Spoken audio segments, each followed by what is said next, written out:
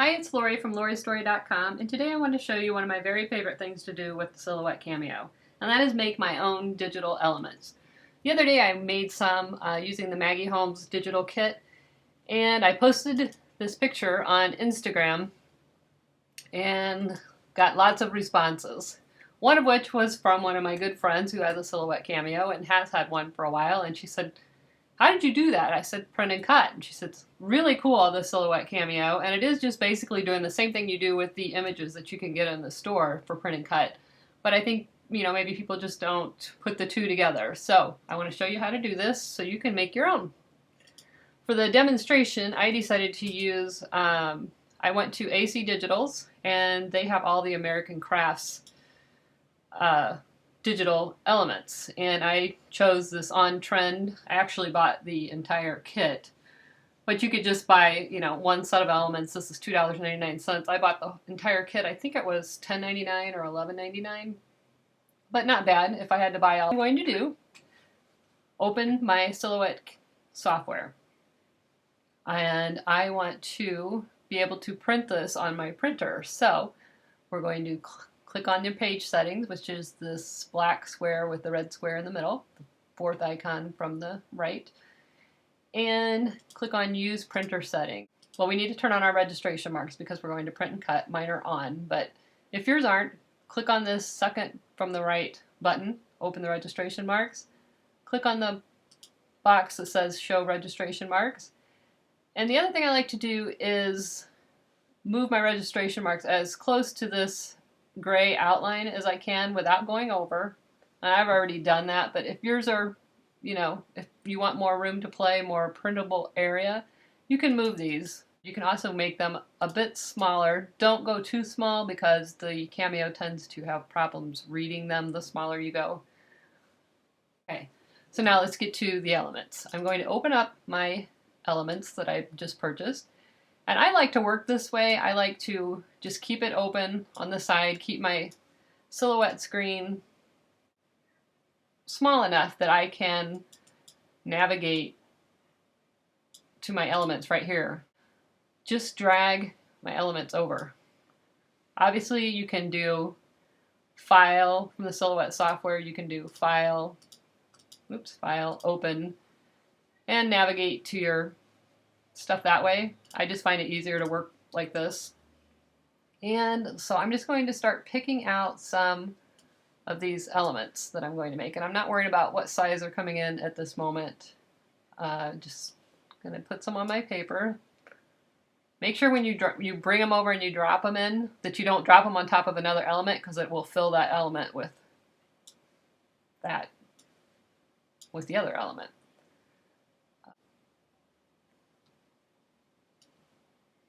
That's probably enough. Okay. So the next thing I'm going to do is just draw a square. Most of the time I'm going to use this on cards.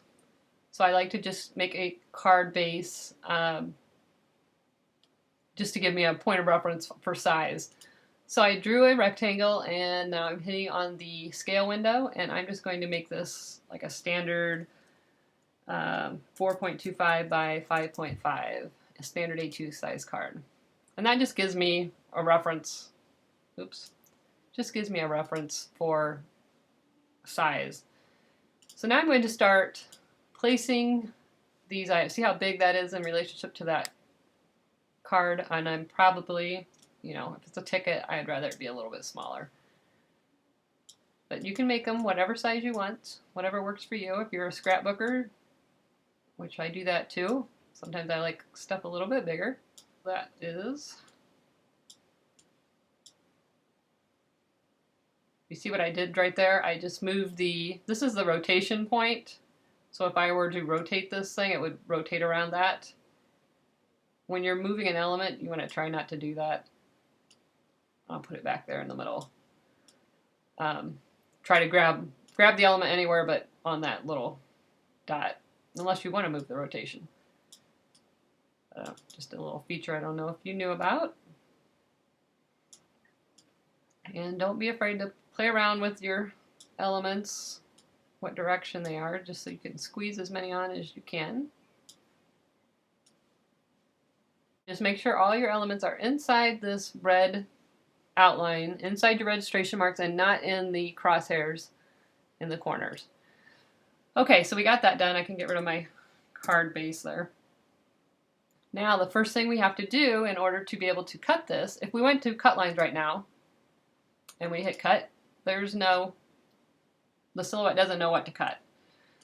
So in order to remedy that, we need to trace it. So to do that, we go to the open trace window, which is the blue box with the yellow around it. We hit select trace area. Now if you're really lucky, window, select trace area, select them all, turn off the high pass filter, turn up the threshold. You have a nice solid outlines. One thing you want to look for is make sure, sometimes if you have like something with white polka dots, the silhouette, when it traces it, will see those polka dots. So you have to make sure you've got everything nice and solid because you're going to cut around these edges. So what we do is hit trace outer edge.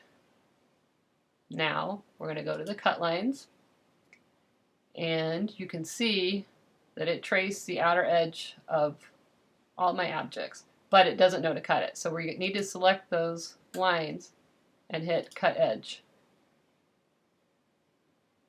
All right. So that brings us to sending it to the printer. Here we go. We're going to go over here to the printer button. On mine, I put it on default. I use brochure matte paper setting on mine. And now I'm going to turn it over to the printer. Let me get it loaded here.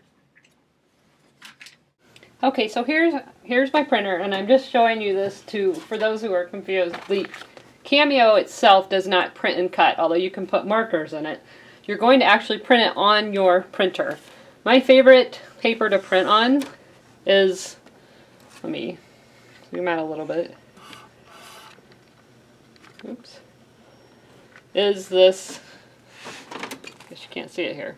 It's Staples Photo Supreme double-sided matte paper, and I use the brochure setting on my software. It's by Staples, and this really gives me the best print and cut result. It's super white paper. It's not like a photo paper, it's not glossy, obviously it's matte.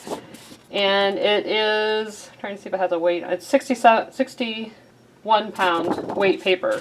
So it's a nice bright white cardstock. So I'm going to load this in my printer.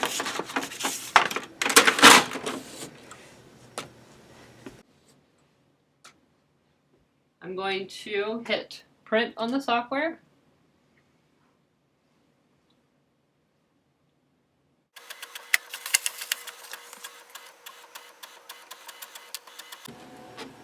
And you can see it printed. Now this is, I don't know if you can see how vibrant those are, but these are the registration marks. Now you can see, I put this down, but I'll put it back up. Hopefully you can see. When I printed it, it printed the registration marks. There's one here, and one here. And that's what the Cameo uses to line itself up and tell it where to cut, where those images are on that piece of paper. So I'm going to load it on my mat. And yes, I use Cricut mats. I like them better.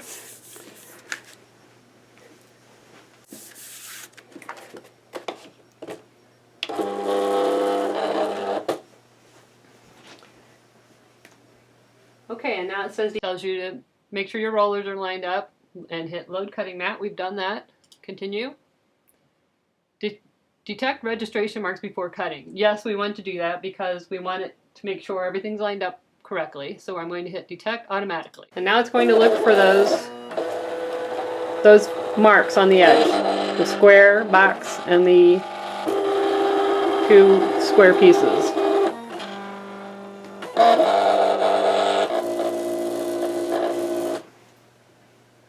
Okay, now I'm in the cut window and change settings, and this works.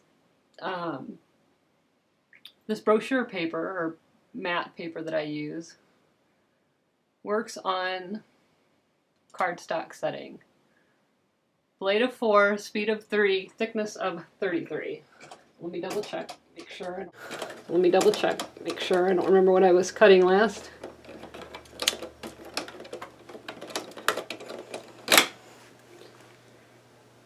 My blade's on 5, so I'm going to switch it. Alright, so our settings are correct. Just press cut.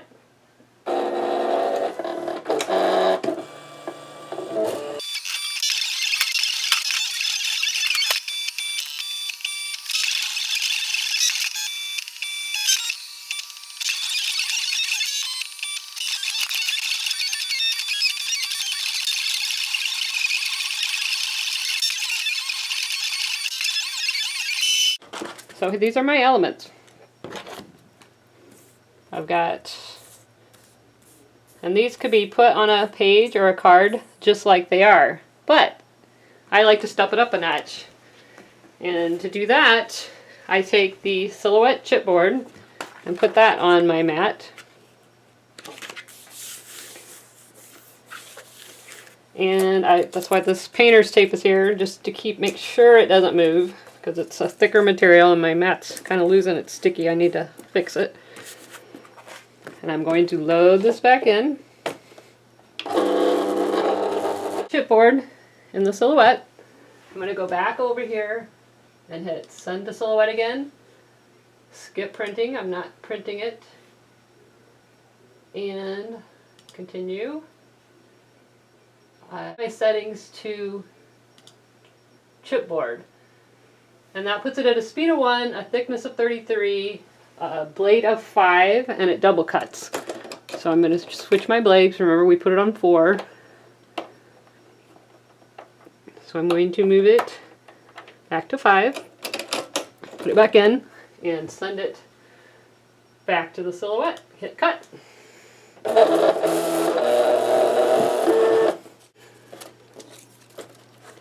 And now I have all the elements cut out in chipboard. And so now you can see the chipboard piece matches the print and cut that we printed on the brochure paper. And I like to use a liquid adhesive. I just find it gives you a little bit of time to wiggle it into place, and it's a little bit more sealed around the edges.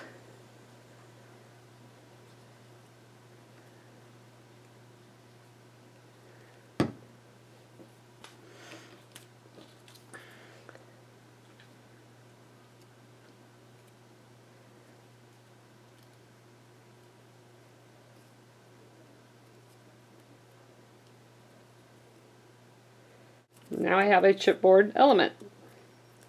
It's got a little bit, you could even cut it a second time on chipboard and layer another one to make it thicker. But again, you can use them just like this too. You don't have to use the chipboard. I've put them on cards and not done any chipboard. I just kind of like the finishing touch of using. So there you have it.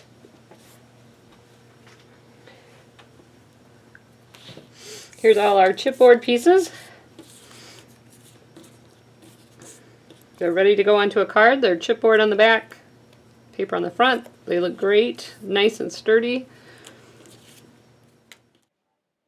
So that wraps it up. This is a card I made using those same elements while I was waiting for the video to process, so I thought I would share that with you. I hope you enjoyed this video. Sorry it was a little lengthy, but there was a lot of information to cover. Have a great day.